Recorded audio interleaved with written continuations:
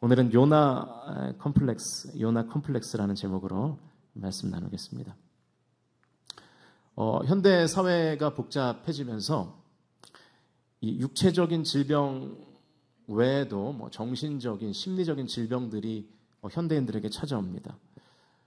점점 시대가 무한 경쟁 체제로 돌입하면서 이제 우리가 동료들과 함께 가는 게 아니라 경쟁을 해야 되는 사회가 된 거죠. 이게 굉장히 스트레스입니다. 경쟁 구도라는 것은 결국에는 이기는 사람이 있으면 지는 사람이 있게 되는 거잖아요.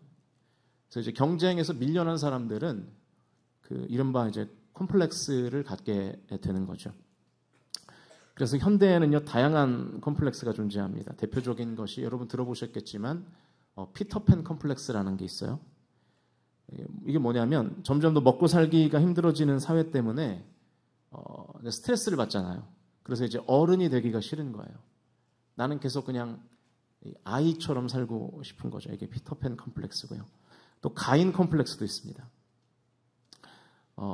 이 가인 콤플렉스는 창세기에 나오는 그 가인입니다. 경쟁 사회에서 내 입지가 줄어들 것을 염려하면서 후배들을 자꾸만 이렇게 핍박하는 거예요. 그리고 경쟁 상대로 여기고. 그래서 병적으로 후배를 경쟁 상대로 보기 때문에 자꾸 찍어 누르고 비인격적으로 대우하고 그런 두려움 속에서 살아가는 거죠. 목회자들 중에도 그럴 수 있습니다. 부교육자가 너무 잘하면 담임 목사가 막 핍박하고 막 그러는 거예요. 저도 그럴 것 같으세요? 현대사회에서 가장 두드러진 컴플렉스는 단연 외모 컴플렉스겠죠. 네. 근데 예전에는 그 TV에만 아름다운 선남 선녀들이 나왔잖아요. 근데 이제는 SNS, 페이스북이나 인스타그램이나 유튜브 이런 데 보면 연예인이 아니고 일반인인데도 연예인급 외모를 가지고 있는 사람들이 나오잖아요. 그러면 이제 상대적으로 외모 컴플렉스에 빠지게 되는 거죠. 제가 이 설교를 실제로 쓸 때가 전도사 때였는데요. 그래서 이제 과거에 쓴 설교문이잖아요. 이게 그래서 보니까 이렇게 돼 있더라고요. 저에게도 컴플렉스가 있습니다. 사회적 측면으로 보면 저는 전도사 컴플렉스가 있는 것 같습니다. 지금 우리 교회에서 제가 속해 있는 그룹은 부목사 그룹인데 저는 목사가 아니라 전도사입니다. 이런 상황에서 오는 인간적인 약간의 서운함이 있을 수 있겠죠. 이것도 일종의 컴플렉스라고 할 수 있겠습니다. 이렇게 제가 써놨더라고요. 그때 제가 이게 아마 대전 삼성교회에 있을 때 쓴 설교 같아요. 근데 이제 그때 남성 부교육자가 5명이었는데 위에 4명은 다 목사님이었고 저만 전도사님이었어요. 그래서 당하는 약간의 서름이 아마 있었던 것 같습니다. 요즘도 제가 이 설교를 다시 한번 이제 복귀하면서 요즘도 무슨 컴플렉스가 있을까 이런 생각을 해봤어요. 생각해 보니까 지금은 오히려 이제 전도사 때와는 정반대로 담임 목사 컴플렉스가 있는 것 같아요. 요즘 이제 부교육자 구하기가 너무 힘들잖아요. 지금 우리 부목사님들 3분이 계시는데 이게 기적 같은 일입니다. 이게 지금. 네. 그래서 얼마나 잘해주려고 노력하는지 몰라요. 혹시라도 나간다고 할까 봐. 물론 부목사님들이 어떻게 느끼는지는 모르겠어요. 근데 행복해하는 것 같아요. 제 생각엔. 될 수 있으면 이 담임 목사의 권위를 주장하지 않으려고 굉장히 노력해요. 근데 이제 그러니까 이제 약간의 그것에서 오는 또 불편함이 좀 있는 것 같아요. 제가 또 이 설교문을 처음 썼을 때는 외모에 대한 컴플렉스도 많습니다라고 썼더라고요. 거의 10몇 년 전이니까. 지금 가만히 생각해 보니까 저는 이제 외모 컴플렉스는 없습니다. 저는 제 외모에 굉장히 만족하며 살고 있어요. 목사가 이 정도면 됐지 연예인도 아닌데 전혀 동의를 안 하시는 것 같은데 물론 이제 살에 대한 컴플렉스가 좀 있습니다. 살을 좀 뺐으면 좋겠는데 쉽지 않더라고요. 여성들이 화장하는 이유도 사실은 좀 컴플렉스를 가려보기를 원하는 의도가 있는 거죠. 자, 언젠가도 한번 말씀드렸던 것 같은데 이 화장을 의미하는 영어 이 코스메틱의 어원이 코스모스인데 우주라는 뜻이 있어요. 우주. 그래서 여러분 그 책 중에 코스모스라는 책이 있죠. 물론 우리는 그 책이 있는 줄만 알고 읽어보진 않았습니다. 책이 워낙 두꺼워가지고. 근데 우주라는 뜻도 있고 질서라는 뜻도 있어요. 그러니까 여러분, 화장이라는 건 뭐냐? 질서 없는 내 얼굴에 질서를 잡아가는 거. 그게 화장이죠. 요즘 뭐 여성들뿐만 아니라 남성들도 화장을 하니까요. 오늘 본문의 주인공은 이제 요나인데요.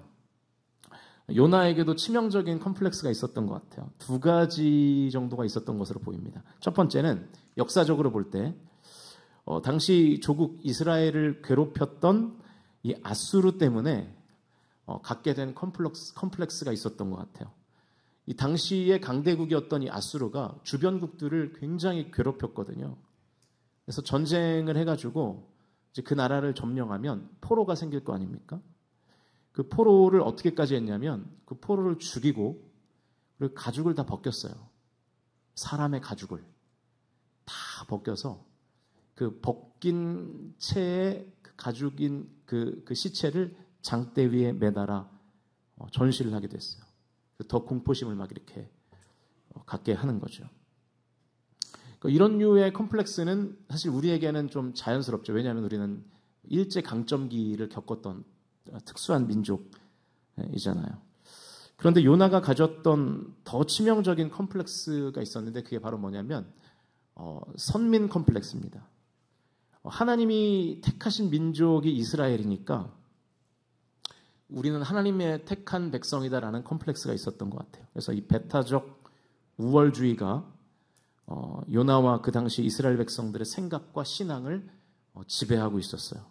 우리는 하나님께 택한 선민이기 때문에 우리는 구원받는다 라는 이기적인 신앙이 있었던 거죠.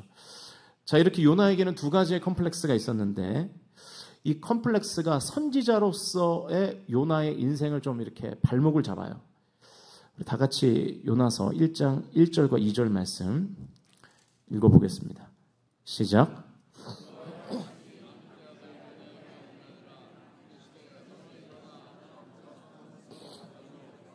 향하여 외치라. 그 악독이 내 앞에 상달되었음이니라 하시니라. 하나님께서 요나에게 너 니느웨에 가서 좀 말씀을 좀 전해라. 이렇게 이제 사명을 주셨는데 요나의 반응이 되게 재밌어요. 3절입니다.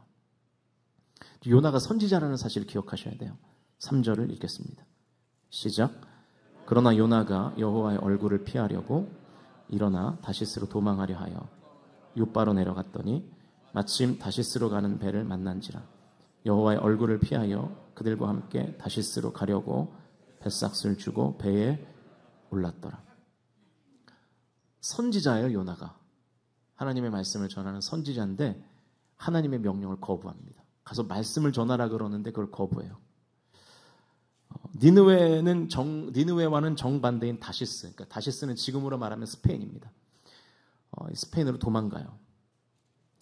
요나가 왜 도망갔을까요? 여러분, 어떤 사람이 자꾸만 다른 사람을 피하는 이유 중에 하나가 이 방어 기제가 작동하는 거잖아요. 이 방어 기제는 컴플렉스가 있기 때문에 그런 거거든요. 요나가 지금 그런 것 같아요. 원수의 나라에 복음을 전하러 가는 일. 쉬운 일은 아니죠. 그래서 우리는 그 아수르에게 너무나 고통을 받았는데 내가 어떻게 거기 가서 복음을 전하냐. 그러니까 이런 첫 번째 컴플렉스가 있었던 것 같아요. 그런데 여러분, 사실 이것은 우리도 일본의 그 압제를 받았잖아요. 그럼에도 불구하고 한국교회는 지금도 일본 선교를 하고 있지 않습니까? 제가 지난 월요일, 화요일 세미나를 다녀왔는데 그 월드비전 세미나였어요.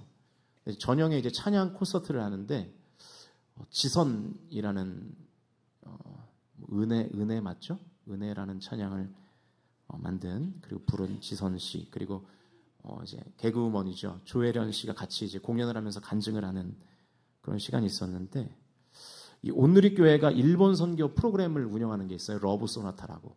거기 조혜련 씨가 함께 갔는데 제가 정확하게는 기억이 안 나는데 최근에 이제 일본 러브 소나타에 가서 이제 전도 집회를 하는데 한 700 몇십 명 정도가 일본인이, 믿지 않는 일본인이 그 전도 집회에 참여했대요.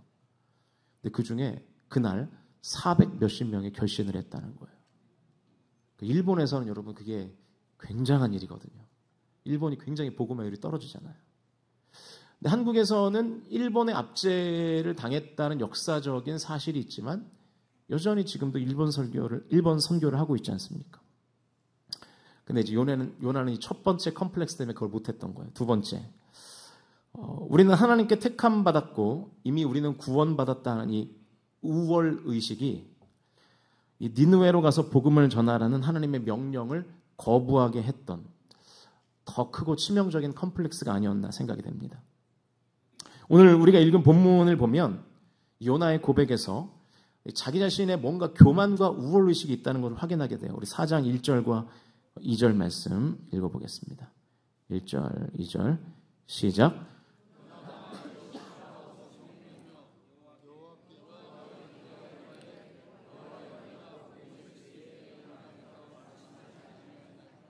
그러므로 내가 빨리 다시스로 도망하였사오니 주께서는 은혜로우시며 자비로우시며 노하기를 더디하시며 인애가 크시사 뜻을 돌이켜 재앙을 내리지 아니하시는 하나님이신 줄을 내가 알았음이니이다. 그 무슨 말이냐면 하나님, 제가 아수르의 복음을 전하면 하나님께서 용서해 주실 거 아닙니까?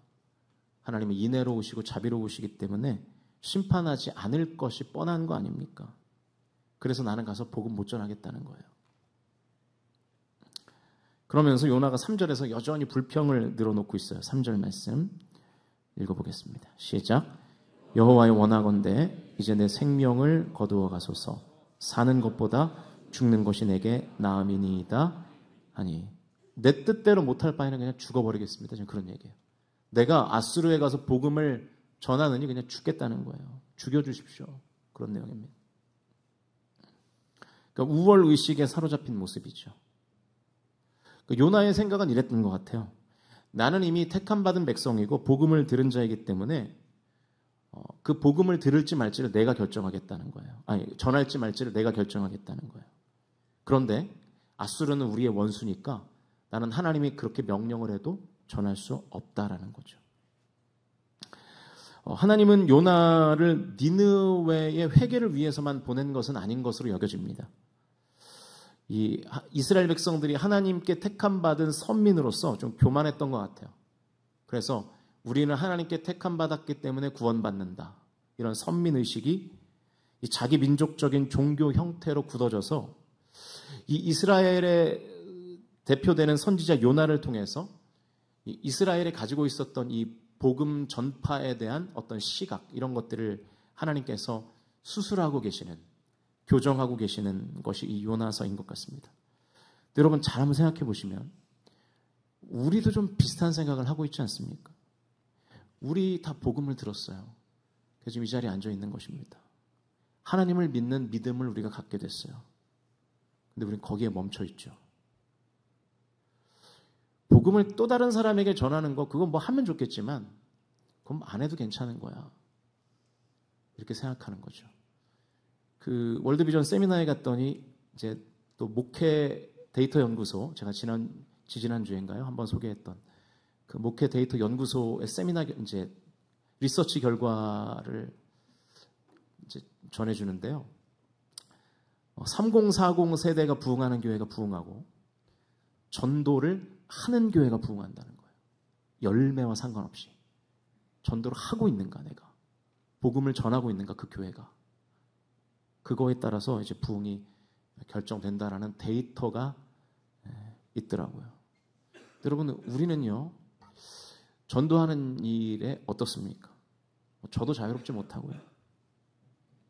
그러니까 그런 요나에게, 또 그런 우리에게 하나님께서 오늘 본문에서 이렇게 책망하시는 것 같습니다. 4절 말씀 읽어보겠습니다. 4절 시작. 여호와께서 이르시되 내가 성내는 것이 옳으냐 하시니라. 요나야, 지금 네가 그렇게 생각하는 게 맞냐? 하나님께서 책망하는 거죠. 그러니까 여러분, 우리가 복음에 대해서 어떤 태도를 가져야 될 것인가? 제가 좀 예를 들어서 설명해 드리면, 우리가 은행에서 돈을 빌리죠. 뭐 집을 사려고 빌리든지, 뭐 땅을 사려고 빌리든지, 뭐 건물을 사려고 빌리든지, 아니면 뭐 학자금을 내기 위해서 빌리든지 돈 빌리잖아요, 은행에서. 그래서 아마 지금 이자를 내고 있는 성도들도 많고, 우리 교회도 뭐 은행에서 지금 돈 빌려가지고 열심히 이자를 갚고 있는데, 대출을 내서 돈을 빌리면 그 돈은 내 거죠. 그 돈은 내가 마음껏 써도 돼요. 누려도 됩니다. 근데 중요한 것은 그 돈을 반드시 뭐 해야 됩니까? 갚아야죠. 갚을 책임이 나에게 있는 거예요. 돈 빌린 사람은 갚을지 말지를 결정할 수 없죠. 무조건 갚아야 됩니다. 그 복음이 그런 거예요. 우리는 복음을 가진 사람들이에요. 그래서 그 복음을 마음껏 누려도 돼요. 그러나 하나님께서 우리에게 구원의 복음을 다른 사람보다 우리에게 먼저 주실 때는 반드시 주실 때와 함께 갚을 책임까지 같이 주신 것입니다. 그런데 우리는 너무나 우리가 복음의 채권자라고 생각해요. 그래서 이 복음을 전할지 말지를 내가 결정할 수 있다고 생각하는 것입니다. 여러분 틀렸습니다. 우리는 채권자가 아니라 채무자입니다. 하나님이 주신 그 복음에 대한 빚을 갚을지 말지를 내가 결정할 권한이 없어요. 채무자는 반드시 그 빚을 갚아야 되는 거예요. 갚을 의무만 있는 거예요. 무조건. 갚을지 말지를 내가 결정할 수 없습니다. 그래서 사도 바울이 이렇게 말하죠. 로마서 1장 14절 말씀. 읽어보겠습니다. 시작. 헬라인이나 야만인이나 지혜 있는 자나 다 내가 어떤 자라고요? 빚진 자. 갚아야 될 사람이라는 거예요. 복음에 대해서. 사도 바울은 자신을 이 복음의 빚진 자라고 여겼기 때문에 채권자가 아니라 채무자로 생각했어요. 그래서 평생을 복음 전하는 일을 했습니다. 이 바울에게서 요나 컴플렉스는 찾아볼 수 없죠. 나 뭐 복음 들었으니까 굳이 내가 뭐. 그럼 제가 곰곰이 생각해 보니까요. 이 채무 의식이 강하면 뭐가 될까요? 목사가 되는 거예요.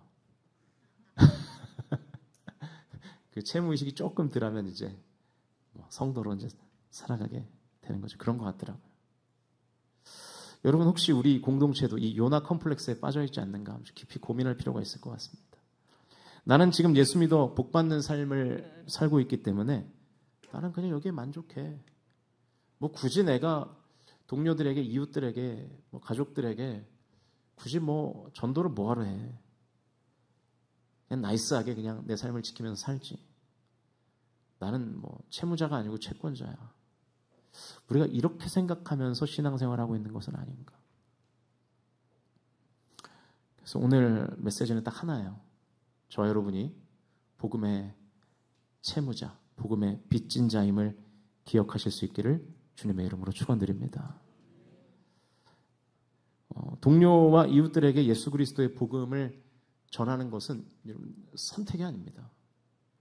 꼭 해야 되는 거예요. 내가 정말로 예수님의 자녀라면, 내가 정말로 예수님을 믿고 있다면 그 빚을 갚으며 살아가는, 그래서 하나님께 충성된 종이라고 잘했다고 칭찬받는 우리 하나님의 백성들이 다 되실 수 있기를 주님의 이름으로 축원드립니다. 진정으로 내가 예수 그리스도로 거듭난 하나님의 자녀라면 우리는 다 복음의 빚진 자들이에요. 채무자들입니다. 갚아야 될 의무가 있어요. 부채의식이 우리에게 있어야 하는 거예요. 나 예수 믿었으니까 끝났다. 어떻게 그게 끝입니까?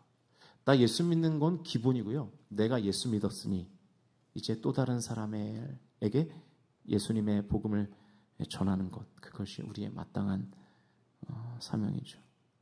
아마 우리 중에 대부분은 누군가에 의해서 복음을 들었기 때문에 예수 믿게 됐을 겁니다. 뭐 모태신앙이라고 다르지 않아요. 부모의 신앙이 나에게 전수됐기 때문에 내가 모태신앙으로서 신앙생활하는 거죠. 우린 다 누구에게 복음을 들었습니다. 그럼 또 다른 누군가가 예수 믿게 하려면 우리도 그 누군가에게 또 복음을 들려줘야 돼요. 그래서 이제 우리 공동체가 11월 16일에 새생명 축제를 하게 될 텐데 그때까지 내가 빚진 자임을 잘 기억하며 하나님 나라를 위하여, 그리고 빚진 자임을 기억하며 채무자임을 기억하며 하나님 앞에 또 성도들 앞에 복음을 전하는 사명들을 저와 여러분이 잘 감당해 주실 수 있기를 주님의 이름으로 축원드립니다. 여러분 저는 오늘 함께 못 나가지만 노방전도도 좀 열심히 해주세요.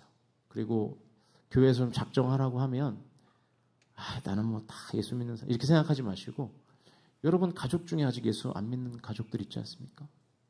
자녀들 중에 또 형제들 중에 또 부모 안 믿는 가족들이 있잖아요. 그리고 친구들, 내 주변의 관계들 정말로 기도하는 마음으로 그 영혼들을 찾아내는 이번 새생명 축제가 될 수 있기를 주님의 이름으로 간절히 축복합니다.